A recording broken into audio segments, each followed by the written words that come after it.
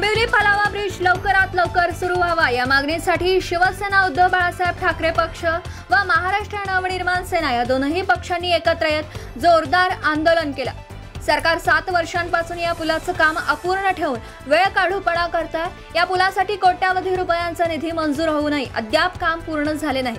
वारंवार सरकार तारीख बदलून गाजर दाखवून जनतेची फसवणूक करतात। याचा निषेध करण्यासाठी दोनही पक्षांनी एकत्र येऊन आंदोलनाचं आयोजन केलं। या ऐतिहासिक आंदोलनामुळे कार्यकर्त्यांमध्ये मोठा उत्साहाचं वातावरण निर्माण झालंय। अनेक कार्यकर्त्यांनी येणाऱ्या काळात दोनही पक्षांनी एकत्र येऊन युती करावी अशी अपेक्षा व्यक्त केली। आंदोलनादरम्यान पक्षाच्या स्थानिक नेत्यांनी सरकारवर जोरदार टीका केली आणि येत्या काळात जर पुलाचे काम त्वरित पूर्ण झालं नाही तर अधिक तीव्र आंदोलनाचा इशारा दिला।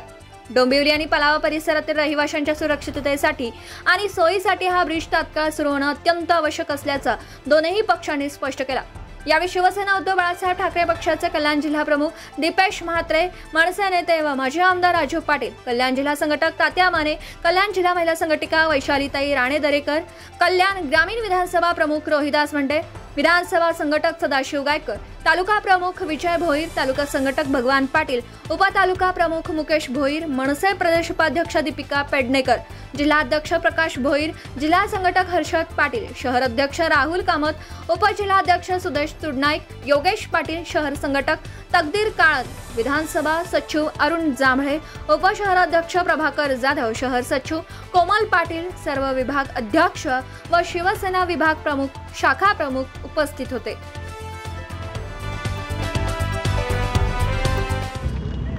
गेल्या 7 वर्षापासून सत्ताधारी पक्षाच्या लोकांनी सर्वसामान्य माणसाची पिळवणूक केलेली या पुलाच्या माध्यमातून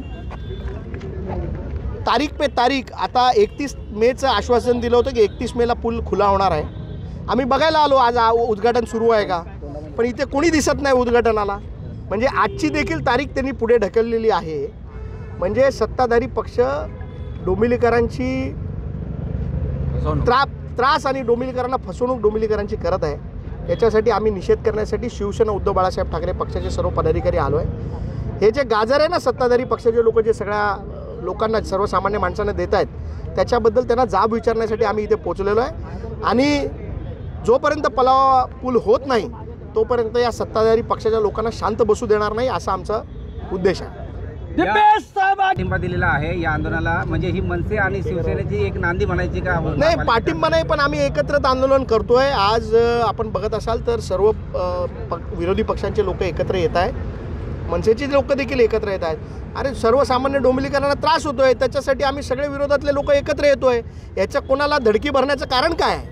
म्हणून माझं एवढंच म्हणणं आहे की जर चांगली कामं केली तर आम्हाला सगळ्यांना एकत्र यायची गरज पडणार नाही, परंतु या सत्ताधारी पक्षाच्या लोकांना जो सत्तेचा माज आलेला आहे तो उतरवण्यासाठी आम्हाला एकत्र यावं लागेल। भूमिका काय असणार आहे हे जर काम संत गतीने चाललं तर दिसेल आपल्याला पुढची भूमिका। आता ब्रिजवरती तर आम्ही आज पोचलोच आहे, उद्या सत्ताधारी पक्षाच्या लोकांना दिसेल, तीव्र आंदोलन याच्यामध्ये होईल। आश्वासन सर्वसामान्य माणसांना सत्ताधारी पक्षातले लोक देत होते। आज 31 तारखेचं त्यांनी उद्घाटन करणार असं आश्वासन दिलं होतं। आम्ही बघायला आलो होतो 31 तारखेला उद्घाटन होतंय का नाही। मग राजू पाटील साहेब इथले स्थानिक मनसेचे आणि मनसेचे महाराष्ट्राचे नेते यांना आम्ही फोन केला की साहेब आम्ही या पलावा पुलासाठी आंदोलन करतोय, तुम्ही हे सामील व्हा। आणि आम्हाला आनंद होतो की मनसेचे सर्व पदाधिकारी आणि राजू शेठ इथे त्या आंदोलनामध्ये सहभागी झाले। आता एकत्रित मिळून सत्ताधारी पक्षाच्या लोकांना जाब विचारण्याचं काम आम्ही करतोय। आपण बघत असाल त्या पलावा पुलाचं अर्धवट काम असताना सारखं वारंवार तारखांवर तारखा देऊन जनतेची फसवणूक करून त्यांची फक्त मतं लाटण्याचं काम सत्ताधारी पक्षाचे लोक करतात। त्याचा निषेध करण्यासाठी आज आम्ही इथे उपस्थित झालेलो आहे आणि आम्ही सगळे एकत्रित इथे आंदोलन करतो। राज्यात मनसे चित्र दिसलं तर आम्हाला आनंदच होईल, परंतु ह्याचा निर्णय आमचे पक्षप्रमुख दोन्ही पक्षप्रमुख घेतील आणि पुढे जर असं झालं तर आम्हाला आनंदच होईल कार्यकर्ता म्हणून। दीपेशजीचा फोन आला की आम्ही पलावा पुलाची जी उद्घाटनाची जी तारीख दिली होती 31 मे, तर ती काय पलावा पूल चालू तर होत नाही, आम्ही पाहणी करायला येतो, तुम्ही याल का? म्हटलं आमची एक मीटिंग आहे, नक्की येऊ आम्ही।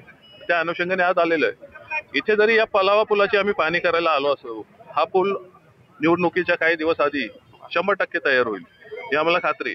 परंतु हा पूल चालू झाला तरी पुढचे प्रश्न सुटणार नाहीयेत, ट्रॅफिक अजून होणार आहे। इथे 2 पुलांचं काम चालू आहे, दुसऱ्या पुलाचा अजून काय पायपोस नाहीये कशात। तिथे पालावा जंक्शनला जी अनधिकृत बांधकाम आहेत त्याच्यावर पिलर आलेले आहेत, आणि तेवढा भाग पण मला वाटतं तो तसाच ठेवलेला आहे त्यांनी. त्यामुळे तो पूल जोपर्यंत होत नाही तोपर्यंत इथला काय प्रश्न सुटणार नाहीये. तो पूल झाल्यावर पण याच्या पुढची जी लँड ॲक्विजिशन आहे ती झालेली नाहीये, तिचे पैसे दिलेले नाहीयेत. त्यामुळे हे पूल होतील हे फक्त यांच्या टेंडर पुरते किंवा असे दिसायला होतील, याच्याने दिलासा किती मिळेल याबाबत आम्ही अजून तरी साशंक आहे. परंतु घेतलेलं काम कसं तरी एकदा पुरं होऊ देत.